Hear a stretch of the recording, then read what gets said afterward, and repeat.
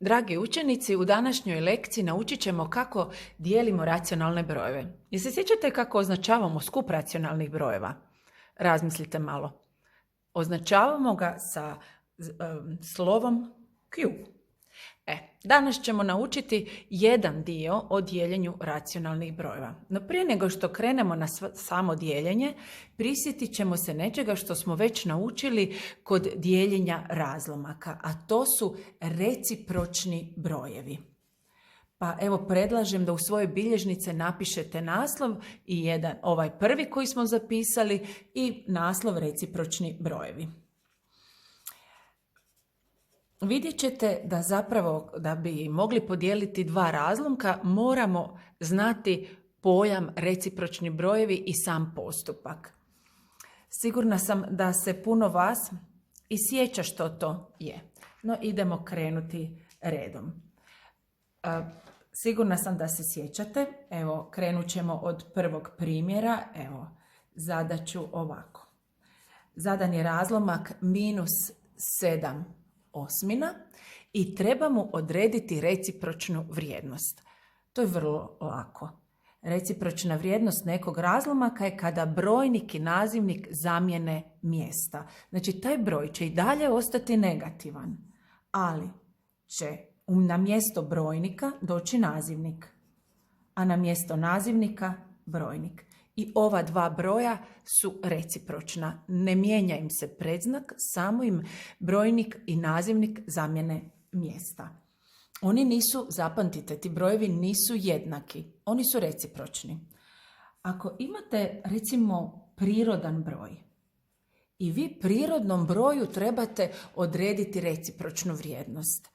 I prirodnim brojevima se može odrediti recipročna vrijednost. I to na način da prvo taj broj napišete u obliku razlomka. Jedan od načina je da napišete 6/1. 6 jednina. I sada taj broj jednostavno napišete u recipročnoj vrijednosti, pa to će biti 1/6. Idemo pogledati sljedeći primjer. Recimo -3/-5. Zadano je, vidite, na način da je minus i u brojniku i u nazivniku. I zapravo taj broj je pozitivan, pa možemo ispustiti ove negativne predznake, jednostavno napisati da je to jednako 3/5. I recipročna vrijednost je 5/3. Zatim, ako imamo decimalan broj, da bi decimalan broj napisali, odredili njegovu recipročnu vrijednost, prvo ga morate napisati u obliku razlomka. Ovaj broj napisan u obliku razlomka je minus, jer oni, bez obzira u kojem obliku napisan, je negativan, 7/10. Znači u brojnik upišemo decimalan broj bez točke, a u nazivnik dekadska jedinica koja ima onoliko nula koliko broj ima decimala. I recipročna vrijednost od ovog broja je -10/7. I evo posljednji primjer što se tiče recipročnih brojeva. Zadan je mješovit broj i odredit ćemo mješovitom broju recipročnu vrijednost. Da odredite mješovitom broju, prvo ćete ga pretvoriti u razlomak. Znači nazivnik ostaje isti, 7 puta 1 je 7, plus 4 je 11. I sad kad imate razlomak, odredite recipročnu vrijednost i to je 7/11. Svi brojevi imaju recipročnu vrijednost, osim jednog broja. Što mislite kojeg? Samo 0 nema recipročnu vrijednost. Svi drugi brojevi imaju recipročnu vrijednost. Znači zapamtite da svi racionalni brojevi imaju, možete im odrediti recipročnu vrijednost, ali nuli ne. I još jedno zanimljivo svojstvo koje treba znati. Ako imamo neki broj i kad odredimo njemu recipročnu vrijednost, njihov umnožak, šta mislite koliko je? Njihov umnožak će biti jednak broju 1.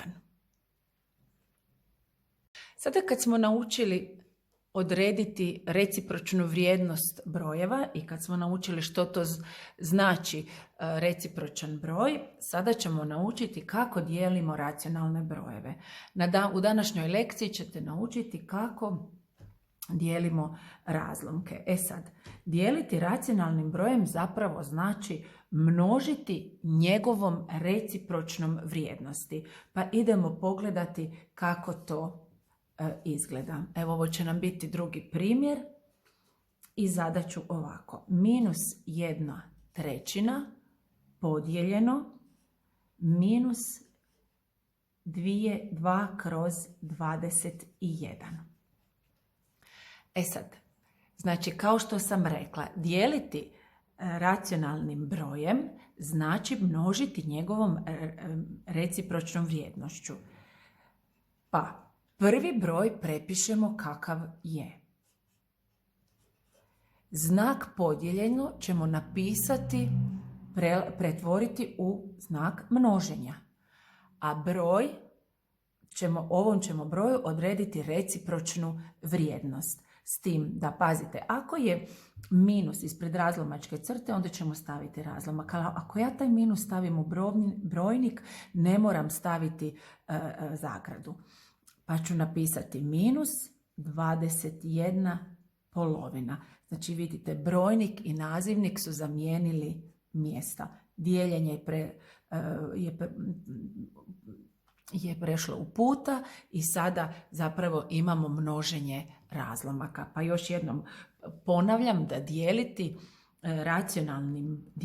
racionalnim brojem znači množiti njegovom recipročnom vrijednosti. Sada prije množenja pogledamo jel se da nešto skratiti. Evo vidimo da se da skratiti 3 i 21 sa 3, ovdje je 1, ovdje je 7.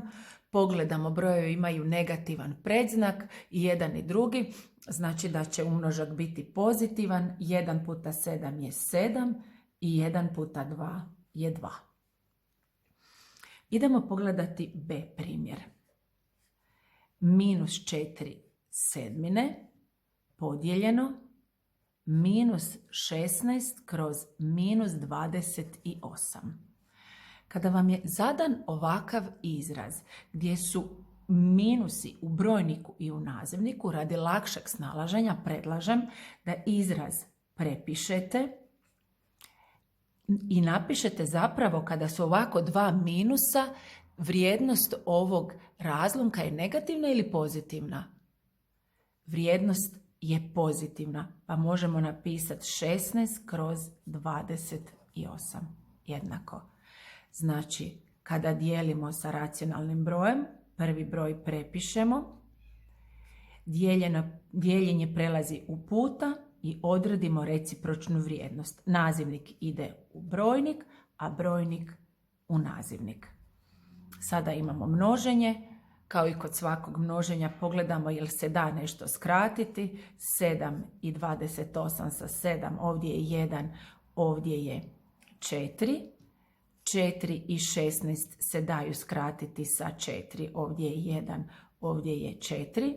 Sad ovaj 4 se još daju skratiti sa 4 i imamo 1, 1.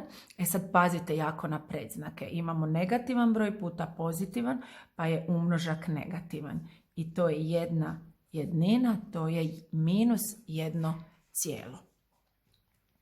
Evo, pogledajte C primjer.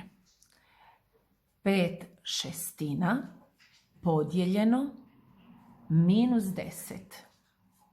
Sad imamo znači dijeljenje razlomka i cijelog broja. Pa što ćemo napraviti? Prvi broj razlomak ćemo prepisati, dijeljenje prelazi u puta, a broju minus 10 ćemo odrediti recipročnu vrijednost, pa ćemo napisati minus 1/10. Ako vam je lakše, ovdje si možete ovako lagano staviti, to je kroz 1.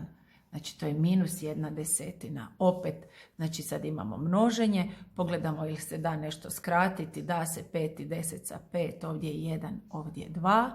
pozitivno puta negativno je negativan umnožak i to je 1/12. Pogledajmo zadnji primjer. Evo, zadat ćemo mješovite brojeve. Znači, 1,3/12 podijeljeno minus 1,1/3.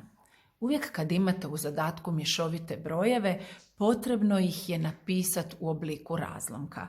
12 puta 1 je 12, plus 3 je 15/12. Ja ću sada ostaviti dijeljenje kako bi brojeve napisala u ove mješovite brojeve u razlomak. Znači u nazivniku ostaje 3, kao što je ovdje. 3 puta 1 je 3 i plus 1 je minus 4. Vidite, ja sam sad ovaj minus napisala u brojnik, pa mi ne treba zagrada. Jednako. Sad, dijeljenje je zapravo množenje s recipročnom vrijednosti. Prvi broj prepišemo. Dijeljenje prelazi u puta. Od ovog broja odredimo recipročnu vrijednost. Znači, broj iz brojnika ide u nazivnik, a broj iz nazivnika u brojnik. Ali, pazimo, ostaje isti predznak. Vidimo jel se da nešto skratiti. Da se skratiti 12 i 3 sa 3. Ovdje je 1, ovdje je 4. Evo ovako, jel se vidi? Jel se tu još nešto da skratiti? 15 i 4 ne da. Znači imamo pozitivan broj puta negativan i to je onda negativan umnožak. 1 puta 15 je 15 i 4 puta 4 je 16. Naravno da uvijek pogledajte da li se rezultat razlomak da još skratiti. Ako se da skratiti, skratite i eventualno napišite u mješovitom broju. Od ovih rezultata svi su do kraja skraćeni. Eventualno smo još mogli ovaj rezultat napisati u obliku mješovitog broja. Pa evo to ćemo sad učiniti. Znači 7 podijeljeno 2 je 3. 3 puta 2 je 6 do 7 je 1, znači ostatak je 1, a nazivnik nam ostaje isti.